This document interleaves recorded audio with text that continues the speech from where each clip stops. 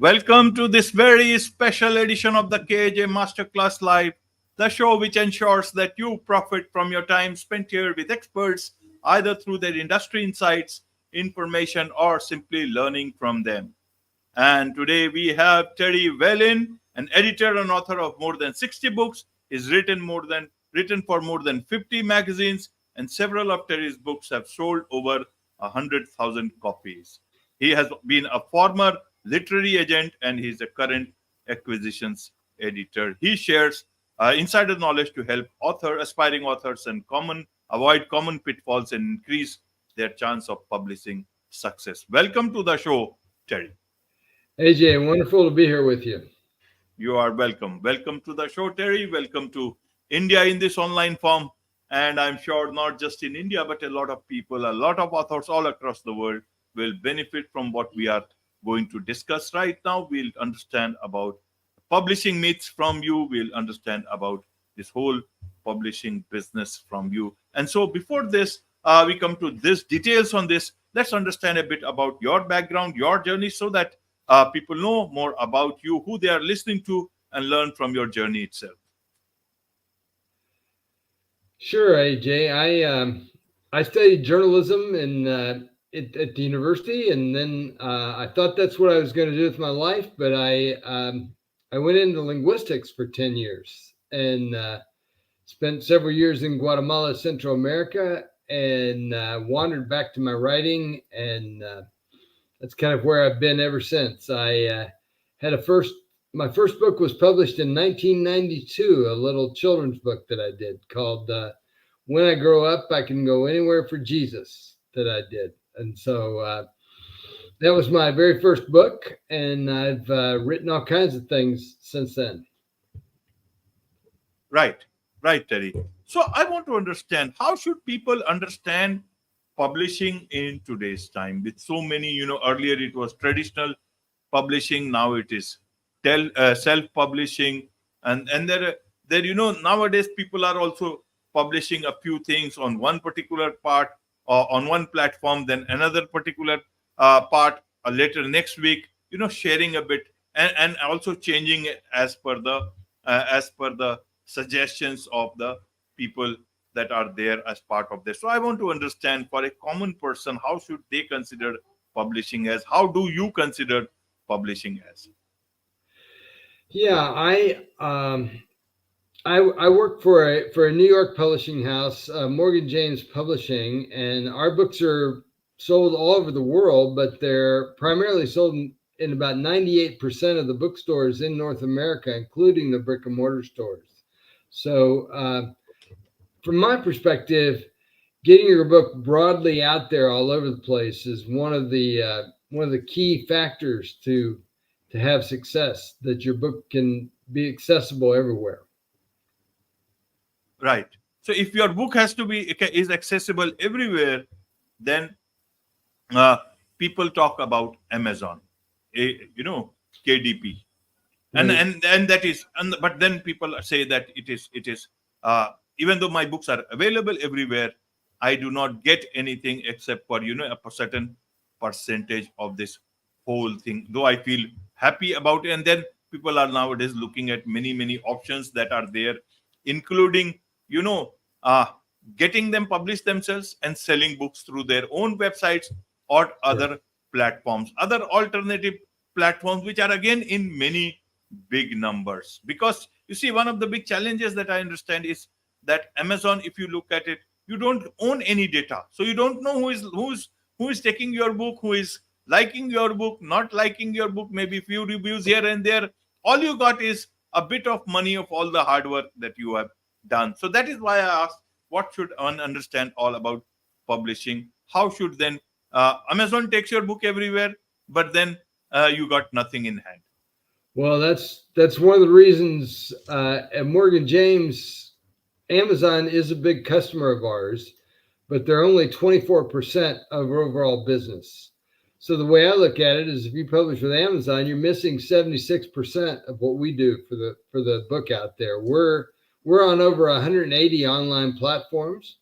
So we sell at Barnes & Noble's, Books A Million, Chapters Indigo in Canada, We sell at Target, for example. Target.com is one of the places where we sell books. So really, ideally, your book is everywhere, more than just on Amazon. And one of the big challenges for any author is that there's so many books that are published every single day.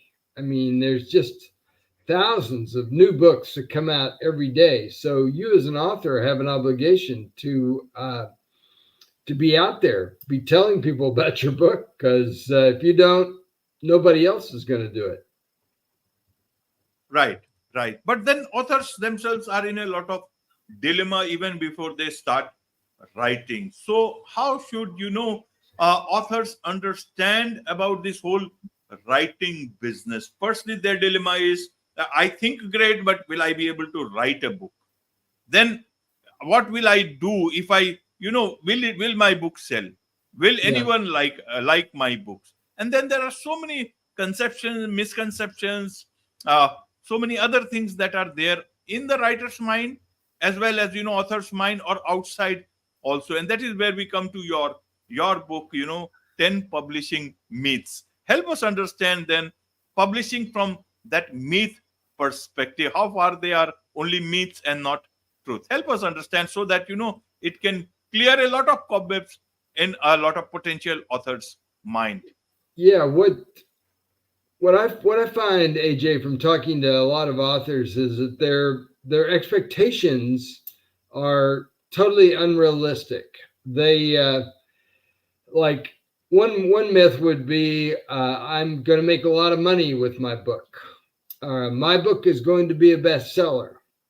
There's just a lot of different myths like that people have, that because a lot of the publishing process is outside of the author's control in a lot of ways. So what I tried to do in this book of mine, 10 Publishing Myths, is really give people a realistic expectation of what they can do, and encourage them to take their own responsibility to get their book out there and have it sell and succeed. Right. Tell us a few more points of this. About, you talk about, one of the points is that an author thinks his or her book will make a lot of money. What's wrong in thinking that the book will make a lot? Maybe it does not, but they want to make money.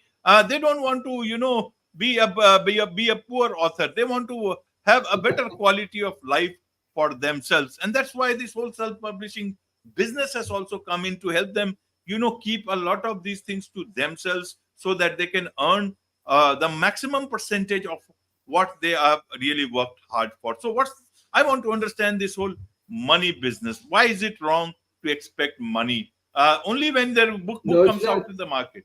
It's not wrong to expect money. It's wrong to expect a lot of money, because that is kind of unrealistic as far as what's actually going to happen here. I mean, one of my friends, for example, wrote a New York Times bestseller last year, and but when he analyzed his book sales and what happened, a very small percentage of his annual income actually came from selling books.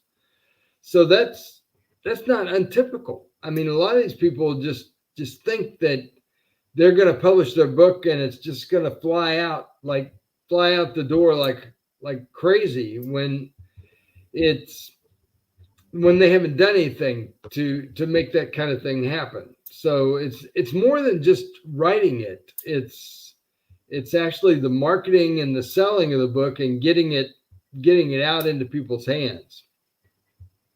Right. Any other myths that you would like to talk about that people should know? Not everyone will get a chance to read your book. Those who will certainly do that. But for a common person who may be just listening to this, episode, any other myth that you think is important for them? One was the money part. Any other thing?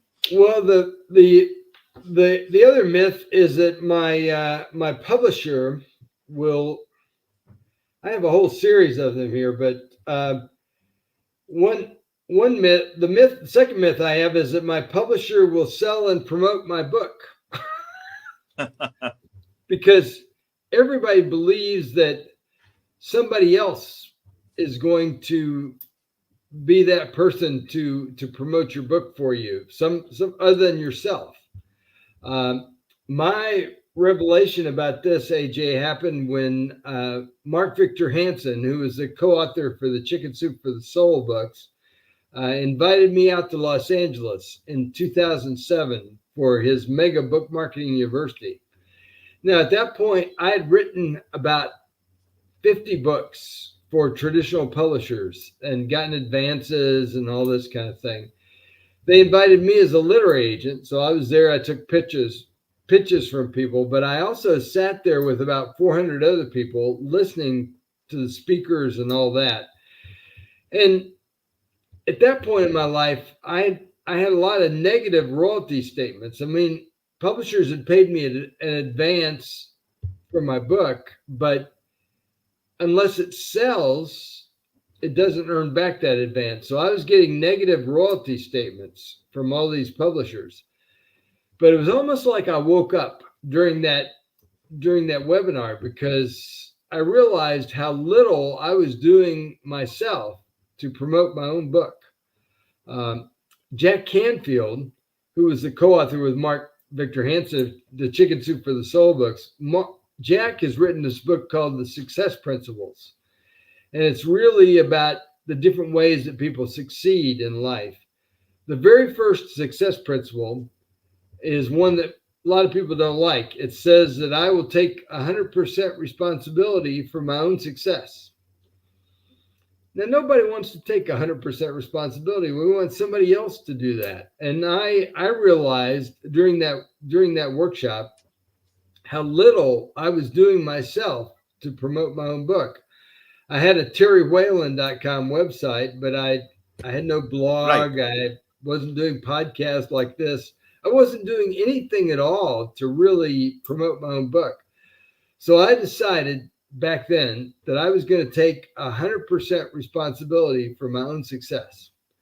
And then if my publisher does something, then that's just extra as far as the way that works out. So it's really important for authors to have the right mindset and the right attitude, as well as their own expectations. That's part of why I put this book together, and really wanted people to learn from what I've learned there. Wonderful, Terry. But you see, if I am going to a publishing house, I am going to them because they have got this whole apparatus for themselves, that I assume they also has tell that we will do it for you. Sure. Now, a simple writer, an author, is much more of a writing person. He thinks from a different brain. Right. If he or she is not a marketing person, that is why they have got. If they don't expect anything from the publisher in terms of marketing and all, and if they themselves have to take this whole headache, then they will publish it themselves. Then they can always put it on their own website, go to their own social media, bring people to the website, and sell as many copies. But at least they will keep the 100% of profits. Yeah, they will be able 100%. to decide. But then they have to do everything. So you want to work with other people, but you also want to have your own right attitude, I guess is what I'm trying to say here, is that to do both rather than an either or type thing. So I that's why I really do. I set up a website, publishingoffer.com is where people can go and learn more about my book, and can have the opportunity to get it potentially, no matter where they are in the world. They could get it, whether they're outside of the U.S. or here in the United States. They could get the book that way. Publishingoffer.com. Right, publishingauthor.com. How did you write 60 books? Means I want to understand that whole motivation, your passion for, you talk about that authors will have the biggest passion for their books. So he had passion for all your books. What about the world? How do you create that same passion from outside for your book? Well, I write. I've written books just like anybody writes. I write a page at a time, a chapter at a time, a book at a time, and I'm very passionate about books because I know they changed lives. Because years ago, when I was in college, I read a book and it changed the direction of my life. So I know books do that kind of thing. And so I've had great opportunities through the years. And so if somebody asks me about something, then I write them back and do the book if it's something that I can do. So I've just what I find, AG, from going to conferences and meeting with authors, a lot of them will pitch me their book, but then they they won't really respond. They won't ever actually send in their material or submit it. And so part of the whole thing with being a writer is actually taking sort of continual action and really working at telling stories, but also doing something with those stories more than just putting them into your computer. You got to get them out of your computer and out to the world. Right, right, Terry. So, for an author, which is the best platform that they should look at? How do they know which is the best platform for them? Which is the best route to take for getting their book published? Well, you have to look at a lot of different ones, but you have to be careful as an author too, because there are people out there that will take money from you and never do anything. So there's a lot of scams out there as well. So I always encourage people to if they get a too good to be true type of pitch, to type that name of that publisher into Google along with the word scam and see or complaint and see what comes up. Some of these people, you'll get pages and pages of people that are complaining about them. But the important thing is to work with people that are trusted and that are really doing what they say they're going to do out there at the end of the day. Right, right, Terry. So you are acquisitions editor at Morgan James Publishing. Is Morgan James Publishing like Amazon? Are they competitors to Amazon or Draft to Digital or other platforms, or is it just a pure publishing house? We're a New York publishing house. We're doing about 200 books a year. We're considered a medium-sized New York publishing house. We've been in business 2020. We're starting our 21st year. We've produced over 6,000 books in the last 20 years, 29 times on the New York Times list, over 100 times on the Wall Street Journal bestseller list. And you really can't get on those bestseller lists unless you're selling books more than just Amazon. It's all in the brick and mortar bookstores as well as the online stores. So we're a reputable publisher. We've been in Publishers Weekly a number of times. We're 9 different times we've been on there as one of the top independent publishers in the country. Right, right, Terry. So let's talk about the myths again. You have got 10 myths in the book, and then there is an 11th myth that, if I understand, is there, which is Right. not in the book, but which is outside. Where is that myth? What is that myth about? Yeah, the 11th myth. One of my friends who was an acquisitions editor, when she sent back her endorsement for the book, told me that I was missing the 11th myth. And I'm like, okay, what's the 11th myth? She said, well, the 11th myth should be that if I send my book to Oprah, she'll book me on her show. And I'm like, well, yeah, that's a good myth, And so I decided to go ahead and write that chapter. And I give that away on my website so that people can get that myth from me. If they go to terrywhalin.com, there's a link there on terrywhalin.com where they can get the 11th myth and for free. And really, that's the reason that's a myth is because Oprah Winfrey has a warehouse in Chicago that's just loaded with stuff that people send her all the time. That doesn't mean that if you send your book to Oprah that she'll book you on her show, that she gives that stuff away every year.